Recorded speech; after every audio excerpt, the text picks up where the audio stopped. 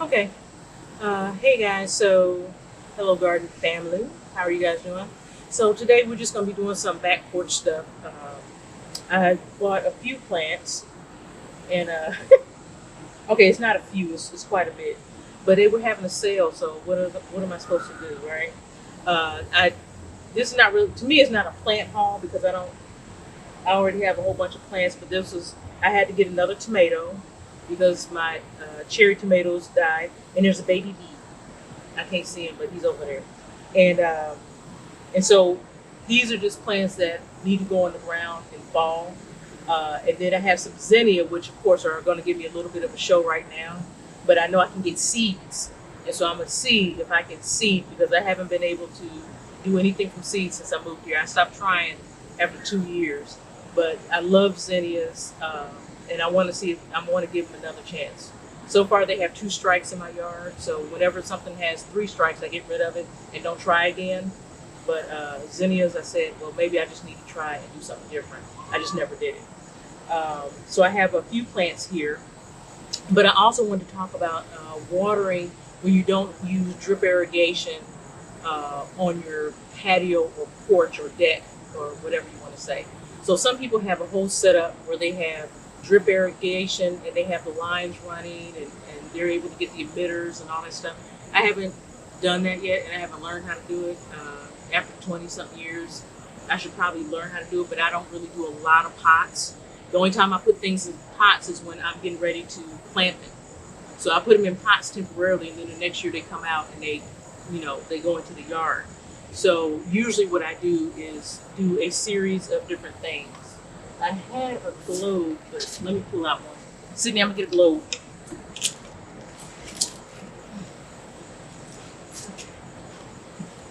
I had to get up so I can show you my globe. So these are the little cheap globes that they would show us at like 10 o'clock at night online on the TV when you're watching TV shows. They say, yeah, get the water globes. I want to tell you these things work. Um, to get the ones with the bigger end so that you can make sure that the water gets out. But these things actually work. I have gone on vacation and my plants have been healthy when I came back because these water globes actually work. Um, Also, besides water globes, see the bugs are trying to eat me, but I got on my sleeves. These came from a uh, nursery, nature center, whatever you want to call it. So there's a garden center that I go to here in Charlotte, and they sell these. And so you get this part, and this is a regular water bottle. Okay, you can use a Coke bottle, you can use a water bottle, and it has a washer, and it has this little green spigot. Just twist it on as normal. Ugh. I'm a bad twister. Stick it in the pot upside down, right? Like that. And it goes in just like this. The water cools down here, and as you know, the clay, it kind of holds that moisture. Okay? And so I stick it down in the pot. And usually what I do, sorry, I'm making a mess, I know. But usually what I do is I find a good spot next to the roots. And sometimes you have to kind of fiddle with the pots, especially if you're leaving the plants in the pot that you bought them in, which a lot of times is not a great idea. That's why we're getting ready to repot stuff. And I'm going to talk about pots in a minute. And so usually what I just stick my finger down, twist that down in there so we have a nice tight fit, and then turn this over and put it in there. And these things have worked really good. They're not too pricey. You get like 3 of these for $7.99. So that's this, the green part, and the washer that goes with it. And of course, you use your used water bottle or used soda bottle. I used to say pop because I'm from the north, but I've lived in the south for 20 years, and so people have gotten me used to saying soda.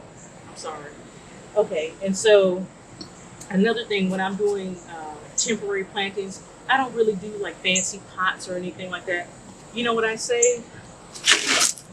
The previous pots from the garden center to repot plants temporarily until I get them in the ground for fall. So all of these cone flowers, the hosta, I got some juniper, creeping juniper, which I think is going to be really cute because it doesn't get really tall and it doesn't get really brown and leggy like some of the bigger juniper does.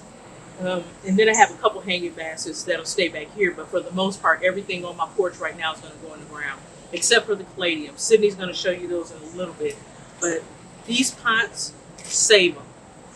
If you buy them offline, sure, you can get them for about, $20 for like 20 or 25 or something like that. I mean, they're cheap. They're only $1. But the point is, why buy it? You've already bought it when you bought the plant. Keep these for when you're repotting things or moving things temporarily. I mean, you can't go wrong by keeping at least 10 or 15 around. And so what I've done, I have every size. I have some that are even smaller than this. I kept these big ones, because that's why I'm getting ready to put these coneflowers in, because they need to spread out some more. And then I have a hosta that needs to be potted up, because I left it just sitting out there because I'm really bad about repotting stuff. I'm really bad about it. So bad. So I bought this, and I have a globe in it. I bought this plant, and it looks so pretty, but look at it now. Look what I did. I'm sorry. It was looking really good, but of course when it's at the plant center, it looks great. So what I'm going to do to keep this living, I'm not cutting off the buds. I'm not cutting off the flower heads, because then it's going to just try to put forth a lot of energy into producing more flower heads, and I don't want it to do that. I'm going to just let it die back right here. I may cut off some of these because they're really dry, but these right here I'm going to leave on and just keep giving it water and fertilizing and put it in a new pot. And then once it cools down some, then I will cut all that off and let it see what it's going to do. Because I'm in the south, so I'm probably going to get another flush of flowers from everything. From the cone flowers, the Terenia, which I have right here. And I told you how hummingbirds don't really care about tubular flowers. They pretty much eat anything because they're so greedy. And so, but I know for a fact that these are one of their favorites. And so I wanted to bring one of their favorites. And Terenias are just such a cute little flower. It's a little tubular flower, and it has a long neck right there. See that? And it's just such a pretty little flower. I had to, like I said, I got another tomato. And I got a big old jalapeno pepper that's about ready, and it's got some buds on it. And there was a little bee on it before, but that's not there now. And so the plant haul I just couldn't pass up. I just went out because I finally got a little check from work, and I was like, I'm gonna spend some money. So I just wanted to spend money. So, that's what happened. So I just got a bunch of clone flowers that I really, really wanted, and the hostas, and these were things that were on my list. So remember I talked to you about the list that I had that was on my phone, that I keep a list of plants that I want to get. So the cone flowers are now out of the way, so I don't have to buy any more. And as you know, probably in another 2 years, even though these are relatively big, I'm going to have to end up separating these because they put 2 different varieties in, which is like a great deal, especially getting them for $10. But probably in about 3 years, I'm going to have to divide that. So that's going to be probably 3 plants here, 3 plants here.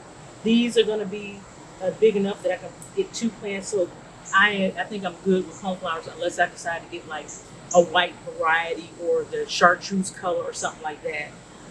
And then the same thing with the hostas. So I'm doing pretty good with this part right here. I probably won't buy any more plants until December, January. We have a long growing season.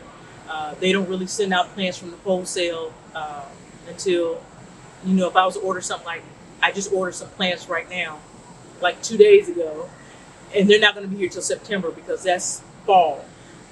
Here, fall is not really till October. In North Carolina, we really don't get too much of fall. We get like 2 weeks of fall, and then it's like winter, or it's 2 weeks of fall, and then we're back to summer again. So but all we're doing today is repotting some of these. All of these will need to be repotted. Like, I don't believe, like, what I'm gonna do is end up checking each plant to see if it really needs to be repotted, or if I just need to water it really good and baby it.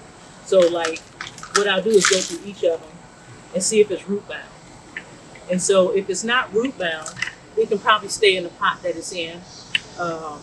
And all I'll do is probably freshen up the top layer, give it some fertilizer, and water them real good, and nip off some of the dead parts, right? And just freshen it up and give it a good home. and keep these plants in the shade. We get a lot of dappled sun, so it stays warm back here. The heat is here, but it doesn't get that direct sun because it will cook if I leave it out front. So where I get a lot more sun. So these will stay back here until this fall, and then all the home flowers will go up front. The zinnias, me and Sydney are going to try and save the seeds if we can.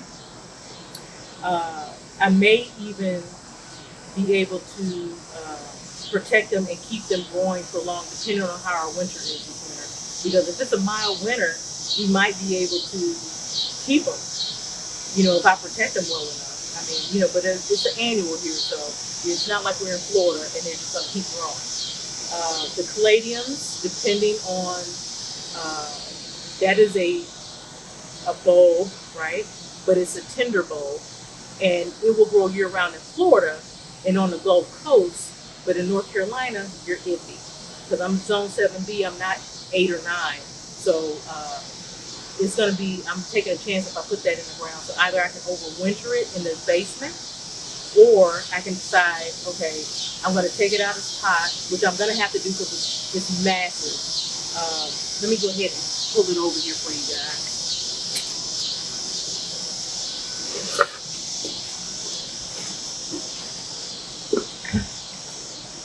Look at this thing. Can you see me? Can you see me? You see it. Look at that thing. This is beautiful. This is what you call a plant farm.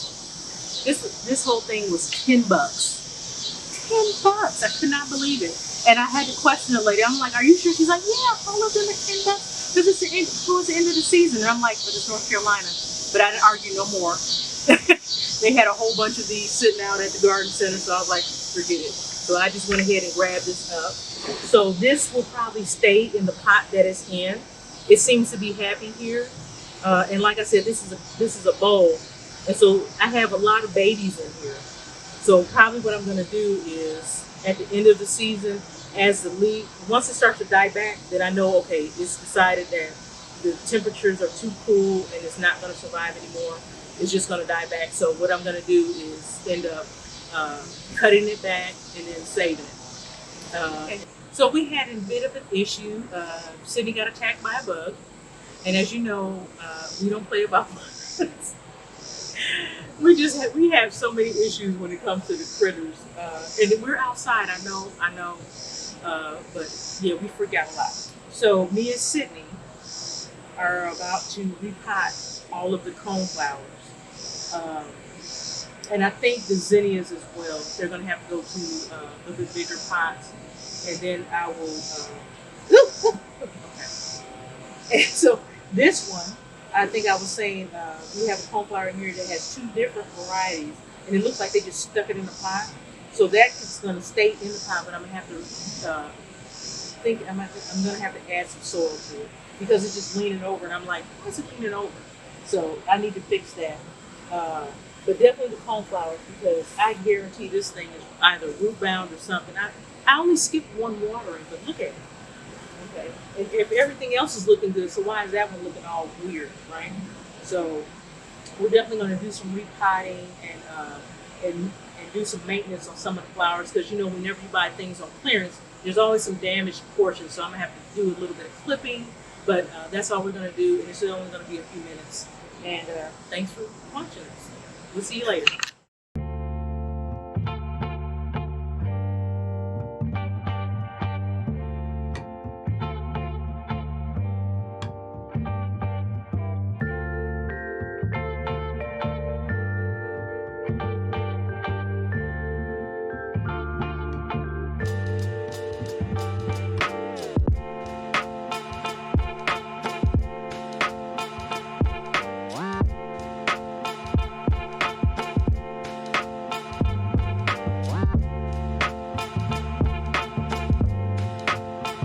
So we just got finished replanting.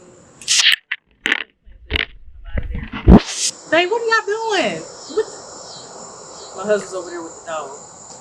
So anyway, we just got finished repotting some of the plants that need to come out, and I tried to show that some of them were root bound, some that did poorly, were not as root bound, and some that were doing great. So plants are weird, uh, but I think they're going to do fine. I clipped off some of the really dead and crispy leaves off some of them, but like I told you, I didn't want to cut off any of the actual blooms or buds that were kind of dying back because of the heat and not getting water and stuff like that. Because I didn't want the plant to try and produce more blooms. I just wanted it to survive. We just wanted to live.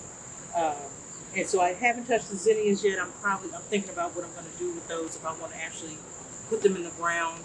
We're supposed to get a cool front. That's supposed to make it like maybe 10 degrees cooler. So I may go ahead and put them up front and just to see how they do. I don't have a high success rate with zinnia, so we're going to see how it goes. And so I put in my water bottles and my globes in some of the plants that I feel like really, really need them. The others do well without me watering all the time. I don't know why. This one is waterlogged, but this house loves it. I don't know why, but I went out here one day and it was waterlogged and I started to pour the water off. And then I came out another time and it was waterlogged because we kept getting so much rain, and the house has just been doing really good. So I'm afraid to take it out of the pot now, but it's going to stay there. And then I have these zinnias, like I said, I'm going to see what they do. This one is actually a black-eyed Susan. It's called Amarillo Gold, and I love the eye of it. It's just absolutely gorgeous. And this one is not root bound, so it's going to stay in the pot. The zinnias seem to be happy, so all I got to do is, I think I'm going to just deadhead a couple of them, but I want to leave the rest on there, and then when they start to die back, then me and Sydney are going to collect the seeds. Sydney likes collecting seeds. She has collected seeds for mimosa tree, which tend to be invasive in the South, and so we're going to see what they do and let it do what it do. We're probably going to have to dry them out some kind of way. I don't know if they can be put in the fridge or not, if that's going to be too cold for them, or if that's just going to let them hibernate, so to speak. So we'll see how that goes. But everything is repotted. Next video is just talking about just some things that I've been thinking about. So thanks for joining us for this little mini repotting, and you guys have a great day. Bye.